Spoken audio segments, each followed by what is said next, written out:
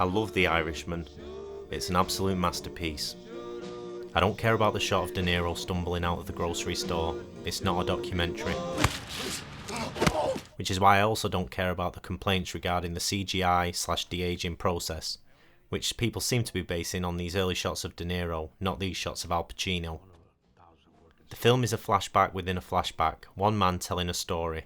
It's not reality. Complaints regarding the stumbling out the store remind me of some of the people who complained about Bruce Lee's representation in Once Upon a Time in Hollywood. The scene is a character's version of an event, not the event itself. Fair enough. It's easy to look at this shot and say, wow, De Niro got old. Yeah, he did. We're shown that at the start of the film. As I've said, this is a memory. Time changes how we remember the details. Perhaps I'm covering for the filmmakers, but the film does not take place in chronological order, so I can forgive this misstep. Besides, it seems that Scorsese made a conscious decision to strip the violence of any sort of thrill or excitement.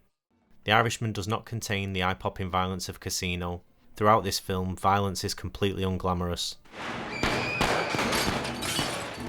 At the end and start of The Irishman, Frank is an old man who shows little remorse for his actions. Violence was just a way of life. A part of the job. And so, look at how Scorsese frames the killings. It's mostly wide shots, with very few cuts.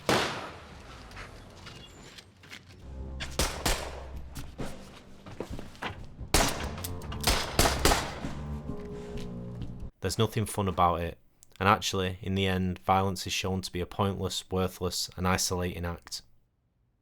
However, the one killing that is reminiscent of some of Scorsese's earlier films is the first time that we see Jimmy Hoffa's death. A whip pan from the gun to the back of the head, and then a quick cut to the splatter of blood on the wall.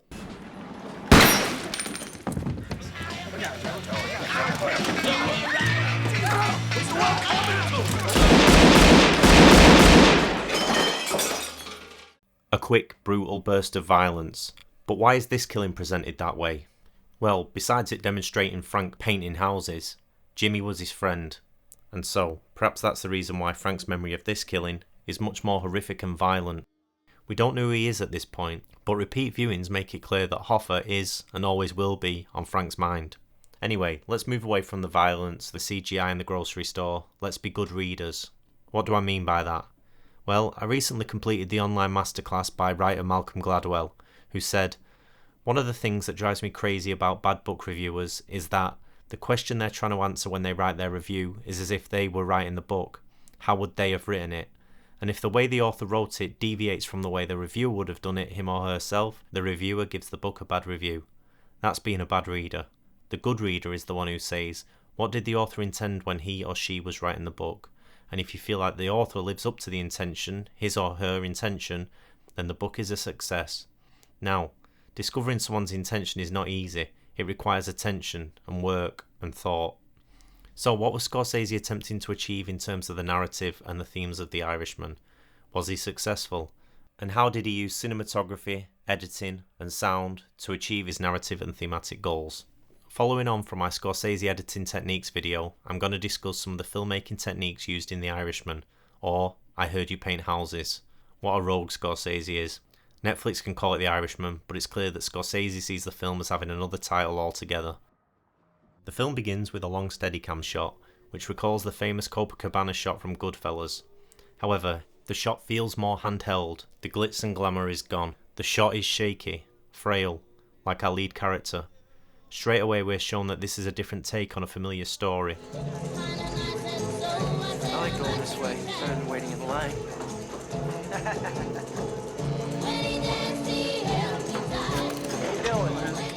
Frank, played by Robert De Niro, then begins to tell his life story. When I was young, I thought house painters painted houses. What did I know? And then Frank takes over the narration and delivers his thoughts through dialogue. For Teamster Local 107 out of South Philly. One of 1,000 working stiffs. This is a technique that Scorsese has used before. In Goodfellas, Henry Hill takes over his own narration. And then I'd either blow the winnings in a week or go to the Sharks to pay back the bookies. Didn't matter. And in The Wolf of Wall Street, Jordan Belfort meets the camera and begins to deliver the narration as dialogue. In both examples, the characters break the fourth wall and address the camera directly. I know you're not following what I'm saying anyway, right? That's okay, that doesn't matter. The real question is this: was all this legal? Absolutely fucking not. In my previous Scorsese video, I highlighted a number of techniques that he and Thelma Schoonmaker often employ. Sure enough, many of them are present in The Irishman. Once again, Scorsese and Schoonmaker utilise freeze frames, but here they give them a new angle as title cards are used to state how the characters in the freeze frame will meet their end. As seen in Raging Bull, Goodfellas, Casino and The Aviator, Scorsese and Schoonmaker once again use the flash of a photography camera to motivate a cut.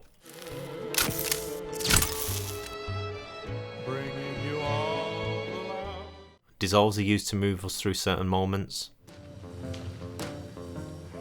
These guys from Jersey, they keep fucking calling me. As are jump cuts.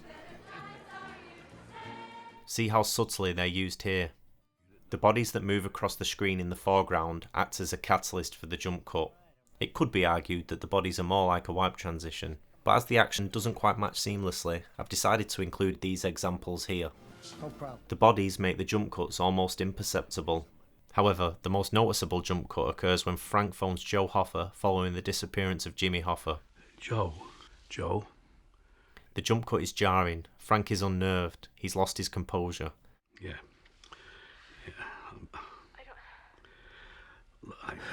Look at him, man. Makes a phone call like that. Look at the very small jump cut in this example. Joe Hoffa is scared of turning the key to start her car. She eventually turns the key and we see an explosion. And during that explosion we see a slight jump cut. Even though this is Frank's story, this brief moment is a visual depiction of Joe Hoffa's state of mind. Interestingly, we have already seen this explosion from another angle when Frank has a meeting with Whispers earlier in the film. Jarring cuts are also employed when it comes to music. In this early scene, the music abruptly cuts out once Frank realises the predicament that Whispers is in. They're trying to take our customers from us. To tell you the truth, I'm a little concerned. Whenever anybody says they're a little concerned, they're very concerned. As a matter of fact, I'm really more than a little concerned. And when they say they're more than a little concerned, they're desperate. It's used for comedic effect, as Frank's voiceover interprets the real meaning behind Whisper's words. Scorsese previously used the abrupt music cut in The Wolf of Wall Street. Fuck you, USA! Fuck you! Fuck you! Fuck you! Fuck you! Fuck you! Fuck you! Fuck you! Fuck you! Fuck you! Fuck you! Fuck you!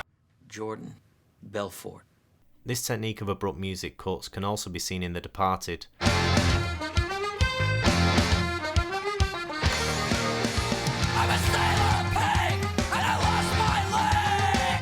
Yeah, it's me. However, it can also be used to suddenly raise tension. Back to The Irishman, where music has been used to move a number of scenes along at a leisurely pace. However, it comes to an abrupt end when Joe Hoffa puts the key in the ignition. Suddenly we feel the tension as she and we, the audience, realise that the car could have a bomb in it.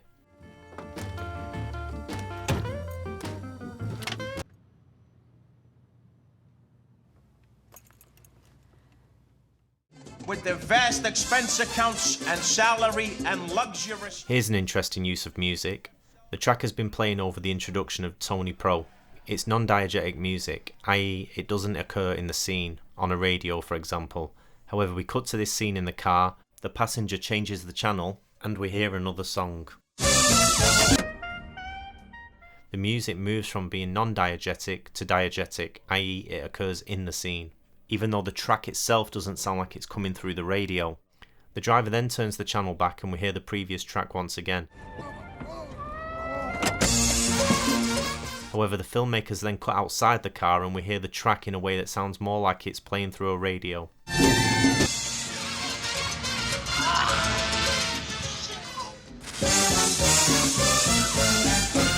And finally, back to non-diegetic. Storytelling, pacing, cuts, eyes and looks. I'm going to discuss a number of elements now as they're so entwined, as the filmmaking is so masterful. Look at how Scorsese and Schoonmaker cut in one shot of a car journey to remind us that the story is taking place on multiple timelines. It really is amazing how the filmmakers managed to cut between different decades and yet never confuse the audience. It's always clear which timeline we're currently watching. Cutting back and forth also keeps the audience on their toes, which is important when you're dealing with a film that's 3 hours and 30 minutes. Pacing is the speed at which cuts go by. More precisely, it's the duration of cuts and the number of cuts in a sequence, e.g. short and many or long and few. You ever show up late? No, Do you have any moving violations? no, Do you drink on the job? no. You ever hit anybody? On a job? Yeah. No. Rhythm results from the pacing and bringing all the elements together. It is how the edited sequence plays. So Richard Marx says, if editing is anything, it's the telling of a story and applying a rhythm to that story. Now what's masterful about The Irishman is that for a film that's 3 hours and 30 minutes, it never feels long or boring, and at no point does it start to lag. There's a lot of information that's dished out in that time. One of the ways this is done is through dialogue and voiceover, coupled with editing. An idea or character is spoken of in a scene, we then cut to that idea or character before coming back to the initial scene in which it was mentioned. For example, we're introduced to Jimmy Hoffa via a phone call between Jimmy and Frank. We then cut to a series of scenes depicting the work that Jimmy does, or did, whilst Frank's narration tells us more details about the man and his fame. We then come back to the phone conversation, but with a better idea of who Jimmy is. Solidarity! You wanna be a part of this fight? Yes, I do, sir. Would you like to be a part of this history? Yes, I would. This technique is used again to introduce Tony Pro. Frank and Jimmy are in a hotel discussing the little guy. We cut to scenes of Pro campaigning. The little guy was Tony Provenzano. They called him Tony Pro. Then come back into the hotel to see Jimmy complaining about Pro's behaviour. What are you gonna do with a person like this? He's got a hand in everybody's pocket, shaking down the trucking companies. Can you imagine that? It may seem like obvious storytelling, but it's done so effortlessly that it keeps the story moving along at a brisk pace. The conflict between Jimmy and Tony Pro escalates until they have a fight. Scorsese and Schoonmaker then depict the escalating conflict between Jimmy, Pro and Fat Tony. This happens over 10 minutes of screen time.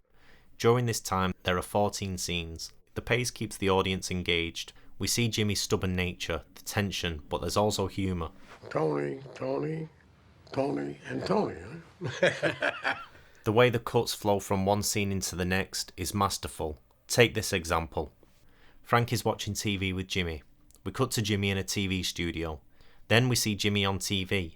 And Frank is watching Jimmy on TV whilst in a meeting with Tony and Russ. The movement from one scene to the next really is great visual storytelling. $1 billion in low or no interest loans this man has given to known racketeers for their illegal enterprises. Not anymore. It's time for the rats to abandon ship. Is he serious? Not Jimmy. This is all publicity. He's running for office. He's putting on a show. Yeah, it's all puff. And from that same 14 minutes, look at the editing here.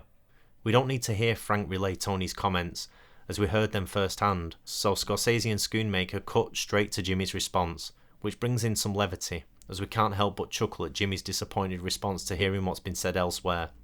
Well, before he says something like that, he should remember that Joe Gallo liked to make a lot of fucking noise, too. Somebody should tell him that. Who said? Tony. He said that? Yeah, Oh, that's it. That does it. I'm never gonna retire now. The groundwork is laid so that when we get to Frank's dinner, cutting between the looks of the actors says everything. Not either. The structure of the scene is all about the looks.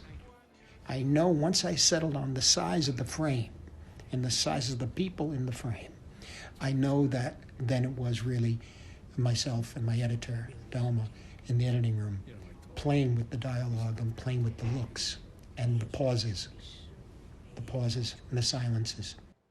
I'm a big fan of this whole sequence, so I'm just going to highlight some of the cuts and acting moments that I think work really well. First, look at how we're introduced to a conversation between Jimmy and Russ. There's another shot of Frank and then another POV shot of Jimmy and Russ. Great editing. Why, you ask? Well, I wouldn't be surprised to find out that the scene initially played out like this. i.e. the shot of Jimmy in a rage was much later in the conversation and the scene began with less heat and tension.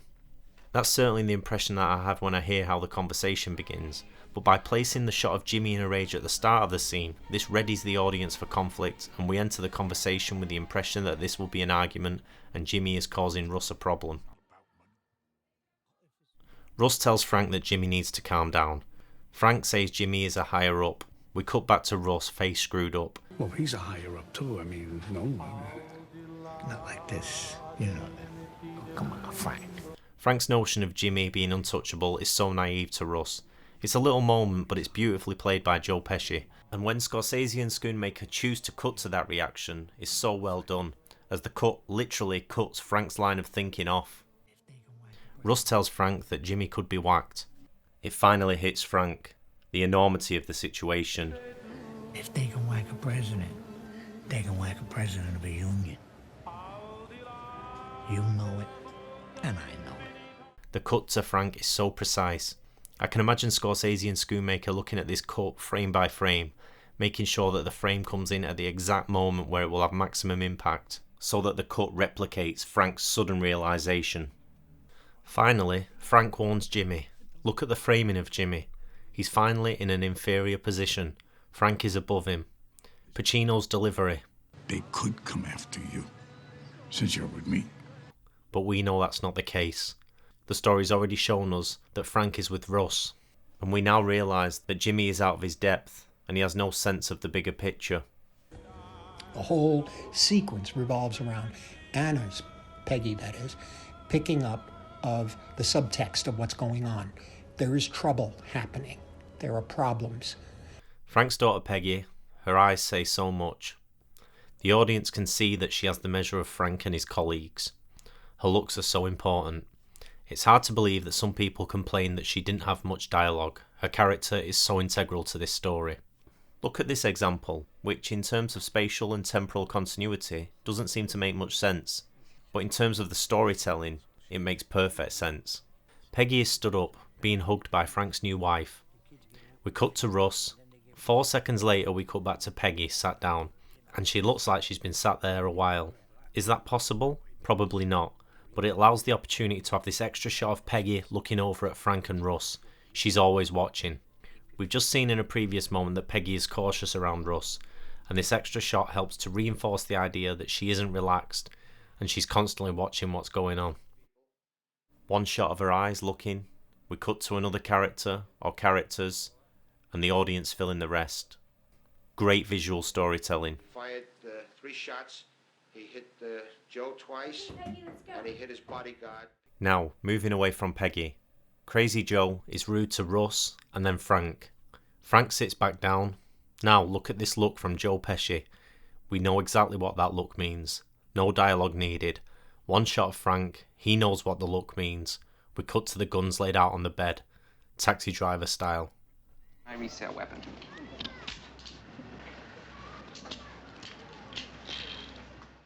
Now, a couple of moments which show how an actor's eyes really are an integral part of their performance. On the left is an early conversation between Frank and Russ. De Niro's eyes often glance away. Frank is respectful of Russ. He doesn't hold his gaze. On the right, Russ has told Frank that Frank will be heading to Detroit. Frank knows what that means. Frank is going to have to be involved in Jimmy's killing, and so De Niro holds his look. He waits for Russ to say what will happen. This is perhaps the most confrontational moment between Frank and Russ, and for the first time we see Russ less than confident. He hesitates and drops his head. Frank, I had to put you into this thing, or you would never let it happen. I spoke earlier about the film having a quick pace. The film is 3 hours 30 minutes, and the first 3 hours really do zip along. But equally, Scorsese and Schoonmaker aren't afraid to hold on a moment. Here's an example. Frank, Russ and their wives are going out for dinner. The shot holds on this closed door. Why? Well, following this, Russ informs Frank that Jimmy is going to be killed. This is the last moment where Frank will have a chance at some sense of peace. We did all we could for the man.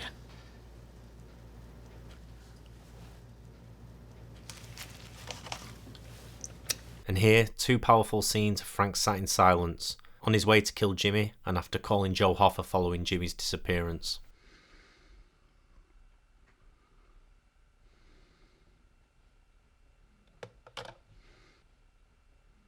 Editing can also be used to strengthen ideas.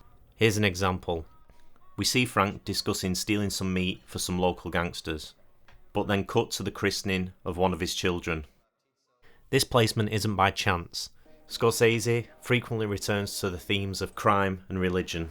Okay, I just come out of confession, right? Right. However, here, the juxtaposition of crime and religion demonstrates Frank's hypocrisy.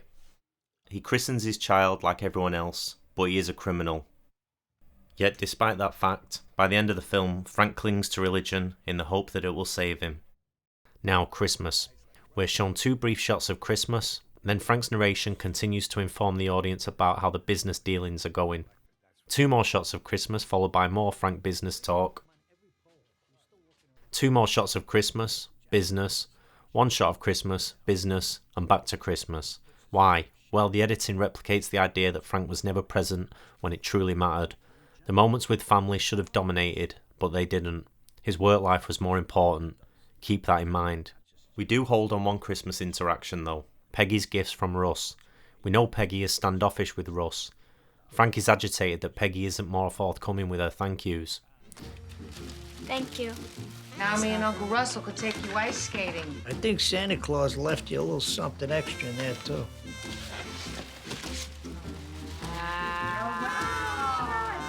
What do you say to Uncle Russell? What do you say? Huh? Frank, it's all right.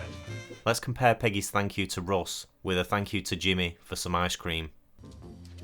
What do you say? So, what happened to thank you? Thank you. The contrast says everything. Also, look at this look from De Niro. The closeness that Jimmy and Peggy have, he longs for that in some way. However, it won't happen. He's ruined the relationship moment by moment until we get to this point where she sees right through his behaviour, and De Niro is so good here.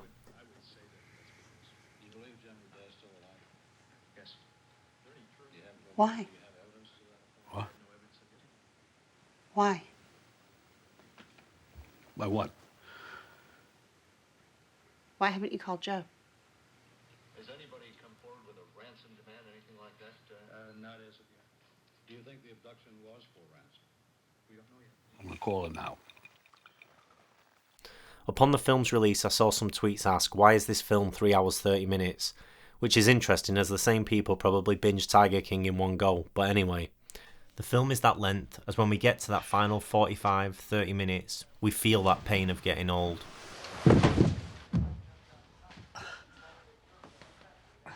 Following Jimmy's death, we see a montage of how the main players end up in jail or dead, until we find the 2 leads in their twilight years. This scene is so touching and sad, as we've seen these 2 men go about their lives for almost 3 hours.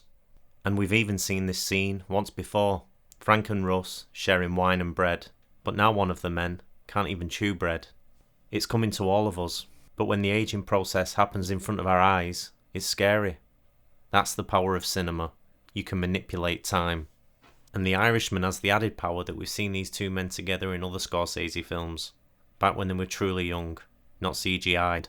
The paw, the hoof. The hoof got caught in that grill. I gotta hack it off. Ooh. Is there any way around this? No, there's no way. Let's say, for instance. And then at the end of the film, a nurse doesn't even recognise Jimmy Hoffa. Who's that with her? You don't know who that is? No. Frank ruined relationships, his family life, for a series of events that aren't even remembered. Until finally, he's all alone at Christmas. Heartbreaking. It's Christmas. Almost.